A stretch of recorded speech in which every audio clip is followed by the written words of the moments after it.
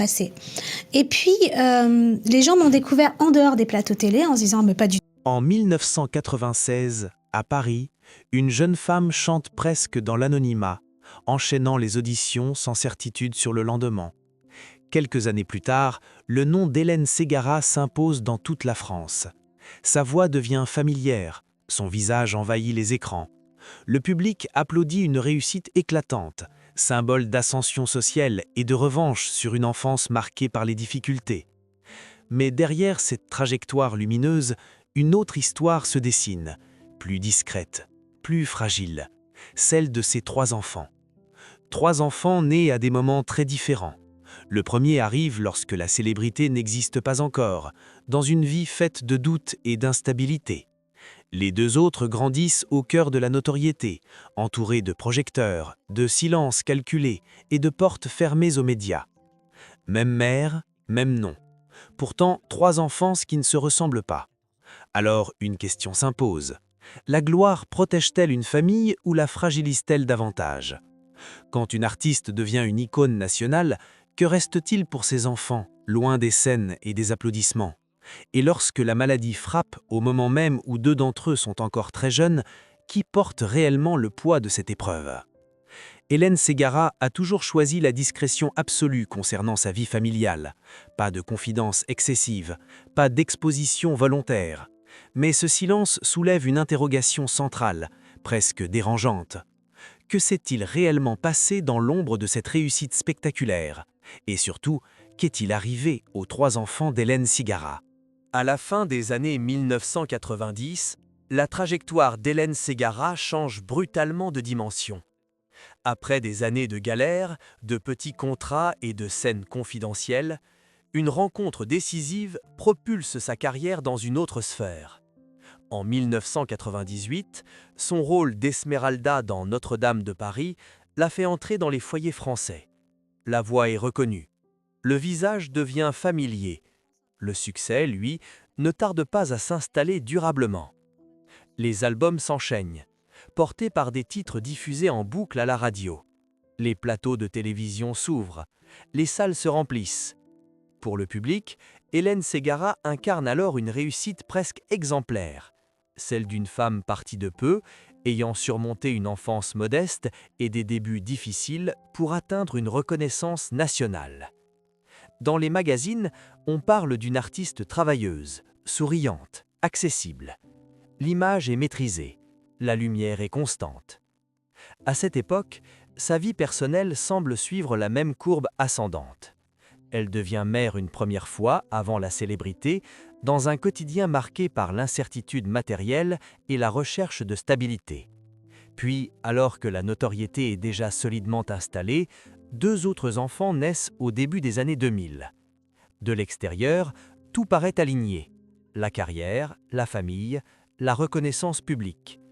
L'idée d'un équilibre parfait s'impose presque naturellement. Pourtant, cette période de gloire est aussi celle d'une exposition nouvelle, bien plus envahissante. Chaque déplacement, chaque apparition publique est scrutée. Les interviews se multiplient. Les attentes du public deviennent plus exigeantes. Derrière les sourires et les robes de scène, le rythme est intense, parfois épuisant. Les tournées imposent des absences répétées. Les journées se fragmentent entre studios, plateaux et obligations promotionnelles. Dans ce contexte, la maternité prend une forme particulière. Être mère sous les projecteurs n'a rien d'évident. Hélène Ségara choisit alors une ligne claire, protéger ses enfants de cette exposition.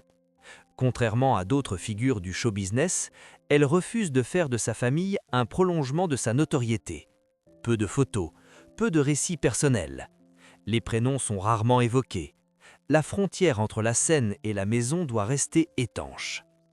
Mais cette volonté de discrétion n'efface pas les différences fondamentales entre ses 3 enfants.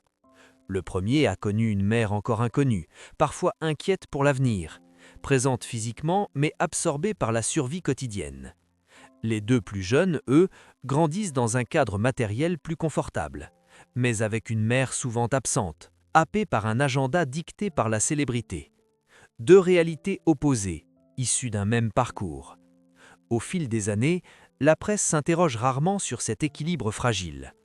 On préfère célébrer les chiffres de vente, les récompenses, les performances scéniques. Le récit dominant reste celui d'une ascension maîtrisée, presque linéaire. Pourtant, certains proches évoquent déjà, à demi-mot, une fatigue profonde. Le succès a un coût, et ce coût n'est pas seulement artistique. Au début des années 2000, alors que ses deux plus jeunes enfants sont encore très petits, la chanteuse atteint ce que beaucoup considèrent comme le sommet de sa carrière. Elle remplit les zéniths. Elle est invitée dans les plus grandes émissions. Son nom devient une valeur sûre de la variété française.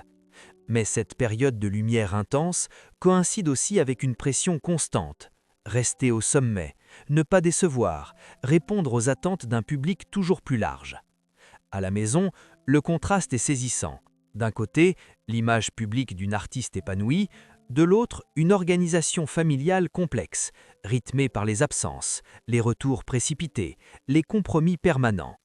Les enfants grandissent dans un univers où la mère est aimée, admirée, mais souvent partagée avec des millions d'inconnus. Cette période, souvent idéalisée rétrospectivement, constitue en réalité un moment charnière. Elle pose les bases des tensions futures. Car sous le vernis de la réussite, des fragilités commencent à apparaître. La gloire, loin d'être un simple accomplissement, agit comme un révélateur. Elle amplifie tout, les joies, mais aussi les manques. La question reste alors en suspens. Cette époque dorée a-t-elle réellement offert à ses enfants un cadre protecteur, ou a-t-elle au contraire semé les premières fissures invisibles? Lorsque tout semble aller au mieux aux yeux du public, est-ce justement là que les équilibres les plus fragiles se mettent en place? La rupture ne survient pas dans un éclat médiatique. Elle n'est ni soudaine ni spectaculaire. Elle s'installe lentement, presque imperceptiblement, au début des années 2000, à un moment où tout semble pourtant réussir à Hélène Ségara. Les salles sont pleines, les albums se vendent, la reconnaissance est acquise. Mais derrière cette façade parfaitement maîtrisée, un autre combat commence. Un combat invisible, qui va redéfinir en profondeur l'équilibre familial. Les premiers signes sont discrets. Une fatigue qui ne disparaît pas, des troubles visuels intermittents, des sensations de vertige que l'on attribue d'abord au rythme effréné des tournées et des enregistrements. À cette époque, Hélène Ségara est partout. Elle doit honorer des contrats, répondre aux attentes d'un public fidèle, maintenir une image de stabilité. Comme beaucoup d'artistes, elle repousse les signaux d'alerte. Continuer devient qu'une nécessité autant qu'une habitude. Mais très vite, ces symptômes ne peuvent plus être ignorés. Les examens médicaux se multiplient, les rendez-vous s'enchaînent, les diagnostics hésitent, se contredisent parfois. Jusqu'à ce qu'un verdict tombe, sans mise en scène, sans annonce publique. Une maladie auto-immune rare, affectant notamment la vue, avec une évolution imprévisible. Pour une artiste dont le métier repose sur la perception, la précision et l'endurance, le choc est immense. Cette annonce intervient à un moment crucial sur le plan familial. Les deux plus jeunes enfants sont encore très jeunes. Ils n'ont pas la maturité nécessaire pour comprendre ce qui se joue réellement. Le quotidien, jusque-là organisé autour de l'agenda artistique, doit soudain intégrer la maladie, les traitements, l'incertitude. Le foyer devient un espace fragile, traversé par des silences et des inquiétudes non formulées. Le premier enfant, plus âgé, perçoit immédiatement la gravité de la situation. Il a connu sa mère avant la célébrité, dans une période de précarité matérielle. Il la découvre maintenant vulnérable d'une autre manière, non plus fragile face au manque, mais face à son propre corps. Cette prise de conscience est brutale. Elle marque la fin définitive d'une illusion, celle d'une mère invincible, capable de tout surmonter. Pour les plus jeunes, la rupture est plus diffuse. Ils ressentent les absences, les changements d'humeur, les périodes de retrait. La maladie n'est pas toujours expliquée. Elle est vécue comme une atmosphère, un climat émotionnel instable, fait de précautions, de chuchotements, de rendez-vous médicaux répétés. L'enfance se construit dans cette zone floue, entre protection et inquiétude. Sur le plan professionnel, les conséquences sont rapides. Certaines dates sont annulées, des tournées sont raccourcies, des projets sont reportés sans explication détaillée. La presse évoque une fatigue passagère, une surcharge de travail. Hélène Ségara choisit de ne pas tout dire. Elle refuse de faire de sa maladie un spectacle. Cette discrétion, saluée par certains, renforce pourtant la pression. Car se taire, c'est aussi continuer à donner l'illusion du contrôle. Les traitements médicaux sont lourds, certains provoquent des effets secondaires visibles. La fatigue devient chronique, la concentration se fragilise. Pourtant, la chanteuse remonte sur scène dès que possible, non par défi, mais par attachement profond à son métier. La scène devient un refuge, presque une zone de normalité, là où le corps semble encore répondre. Mais ce choix a un prix. À la maison, l'équilibre est de plus en plus difficile à maintenir. La mère n'est plus seulement partagée entre sa carrière et ses enfants, elle est désormais partagée entre la lutte contre la maladie et le désir de préserver une forme de normalité familiale. Chaque décision est un compromis, chaque absence laisse une trace. Le premier enfant, devenu observateur attentif, développe une maturité précoce. Il comprend que la célébrité ne protège pas de tout, que le succès n'immunise pas ni contre la peur ni contre la douleur. Cette lucidité forge une distance émotionnelle, une manière de se protéger lui-même face à une situation qu'il ne peut contrôler. Les deux plus jeunes, eux, intègrent cette réalité sans mots. Ils apprennent à vivre avec une mère parfois affaiblie, parfois absente, mais toujours aimante. La maladie devient une composante de leur quotidien, sans jamais être clairement nommée. Cette absence de récit explicite laisse place à des interprétations, à des inquiétudes diffuses, à une sensibilité accrue à l'instabilité. Au fil des années, la carrière d'Hélène Ségara devient discontinue. Alternant périodes de rémission et phases plus difficiles, elle doit accepter de ralentir. Ce ralentissement, nécessaire sur le plan médical, est vécu comme une déchirure intime. Car derrière l'artiste, il y a une mère qui se demande sans cesse si elle en fait assez, ou déjà trop. La médiatisation progressive de sa maladie change également le regard du public. L'image d'une artiste invincible se frissonne. L'admiration laisse parfois place à la compassion. Mais cette compassion n'atteint pas la sphère familiale. Les enfants, eux, continuent de grandir à l'abri des discours publics, confrontés à une réalité bien plus complexe que celle racontée à l'écran. Cette période constitue le véritable point de bascule. Avant, la célébrité structurait la vie familiale. Après, c'est la fragilité qui s'impose comme nouvel axe central. Une fragilité qui oblige chacun à se repositionner. La mère face à ses limites, les enfants face à une réalité qu'ils n'ont pas choisie. La question devient alors inévitable. Cette notoriété a-t-elle amplifié la douleur en rendant toute faiblesse plus coûteuse? Ou contrairement, a-t-elle permis de traverser l'épreuve grâce aux ressources matérielles et symboliques qu'elle offre? Pour les enfants, la réponse n'est ni simple ni uniforme. Une chose est certaine, à partir de ce moment, rien ne sera plus jamais exactement comme avant. La gloire cesse d'être un simple décor, elle devient un facteur de tension supplémentaire, un miroir cruel qui renvoie sans cesse l'image d'une réussite contrastée par la peur de perdre. La fracture n'est pas visible à l'œil nu, elle ne se lit pas dans les chiffres de vente ni dans les applaudissements. Elle se joue dans les silences, dans les regards, dans les absences répétées. Et ce sont ces fissures invisibles qui vont durablement façonner le destin des 3 enfants. Avec le temps, la maladie cesse d'être seulement une épreuve médicale. Elle devient un révélateur des équilibres fragiles, des choix silencieux et des compromis invisibles qui structurent la famille d'Hélène Ségara. Car une fois le choc passé, une autre réalité s'impose. Comment continuer à être mère, artiste et pilier familial quand tout repose désormais sur une vigilance permanente? La vérité commence par une réorganisation profonde du quotidien. Rien n'est plus spontané. Les projets se planifient en fonction de l'état de santé. Les absences ne sont plus seulement liées aux tournées, mais aux traitements, aux consultations, aux périodes d'épuisement. Cette nouvelle normalité impose une discipline émotionnelle. Il faut rassurer sans mentir, protéger sans isoler, continuer à avancer sans savoir exactement jusqu'où. Pour le fils aîné, cette phase marque un basculement intérieur décisif. Devenu adulte, il comprend que sa mère ne retrouvera jamais complètement la légèreté d'avant. Il n'est plus seulement l'enfant d'une artiste célèbre, il devient, en silence, un témoin responsable. Cette position crée une distance particulière. Il choisit de rester hors champ, loin des récits publics, comme s'il refusait que l'intime soit à nouveau exposé. Sa discrétion n'est pas un rejet, elle est une forme de loyauté silencieuse.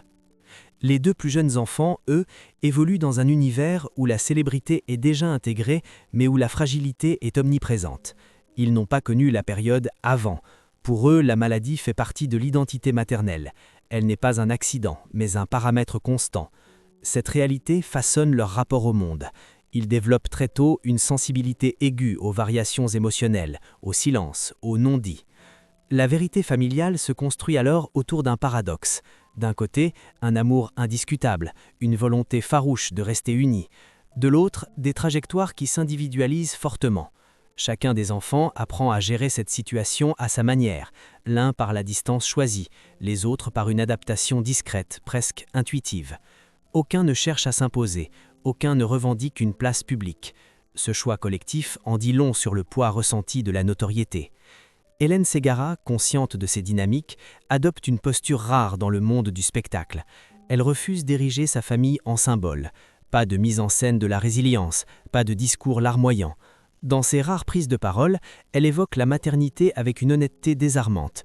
Elle parle de culpabilité, de peur de ne pas avoir été assez présente, de la difficulté de concilier protection et vérité.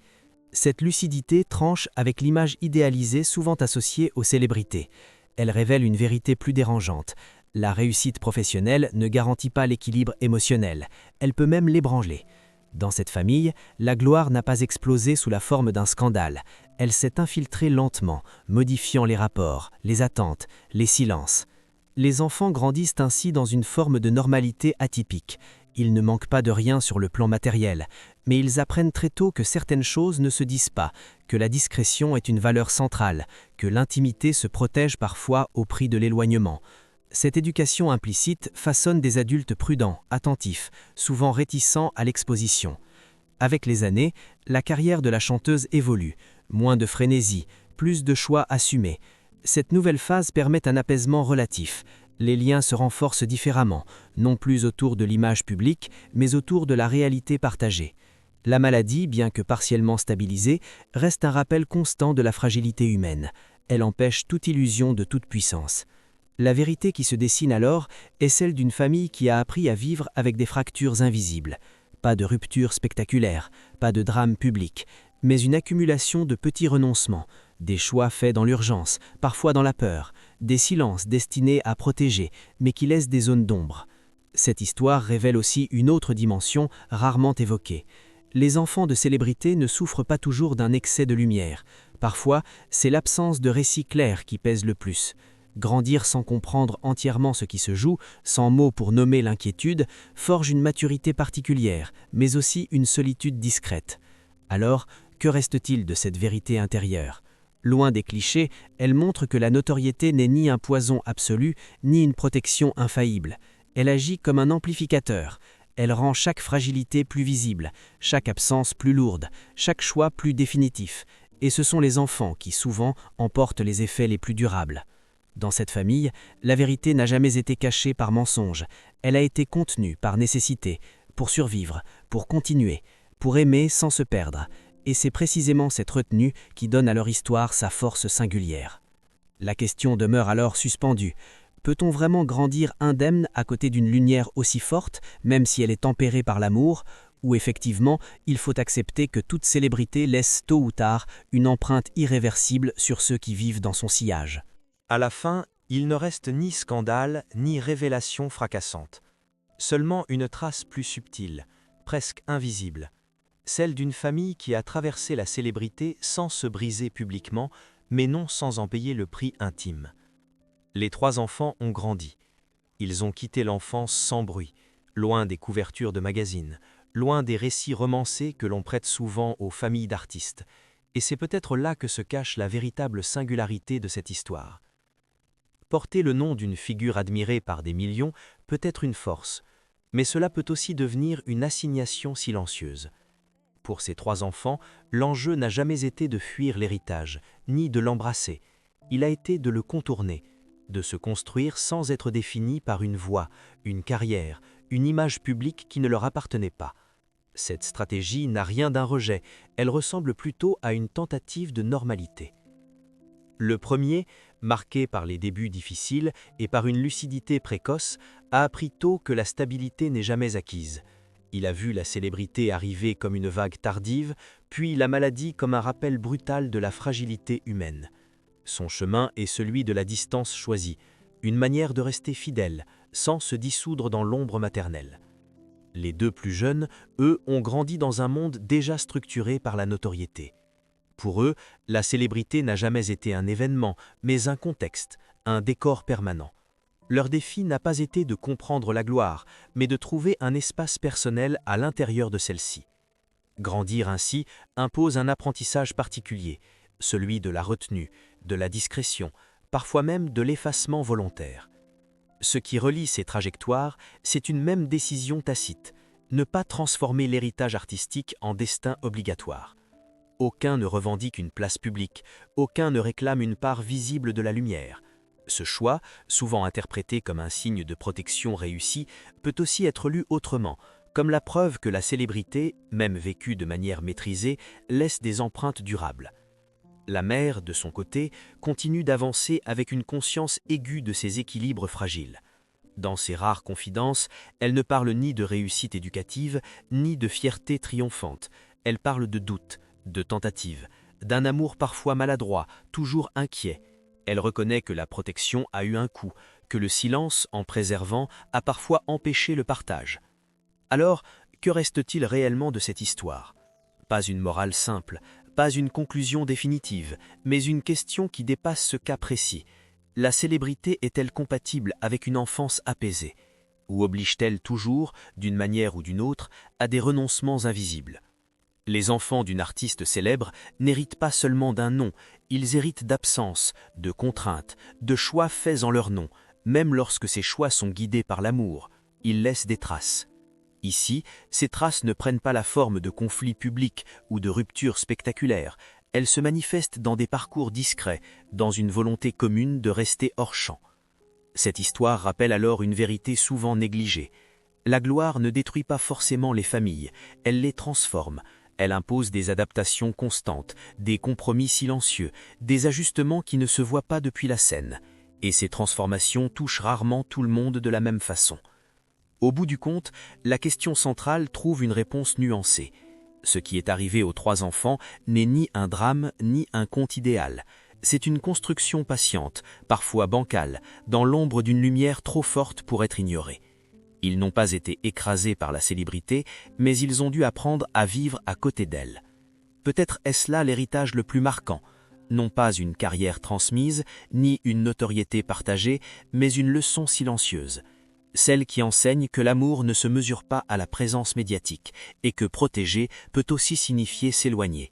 Dans cette famille, la gloire n'a pas été une malédiction, elle a été une épreuve traversée sans bruit, dont les effets continuent de résonner bien après que les projecteurs se sont éteints. Et au moment de refermer ce récit, une dernière interrogation demeure. Le plus grand succès n'est-il pas parfois de laisser à ses enfants la liberté de ne pas être célèbres ?